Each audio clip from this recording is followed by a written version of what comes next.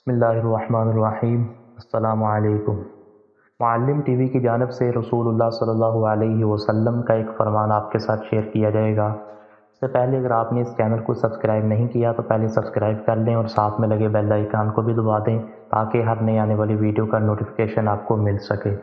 हज़रत आयशा रज़ी अल्लाह अन्हा बयान करती हैं कि जब नबी करीम सल्लल्लाहु अलैहि वसल्लम बीमार पड़े तो उनकी बाद अज़वाज सैयदा उम्मे हबीबा और सैयदा उम्मे सलमा रज़ी अल्लाह अन्हुमा ने एक गिरजे घर का ज़िक्र किया जिसे उन्होंने हबशा में देखा और उसकी खूबसूरती तस्वीर का ज़िक्र किया।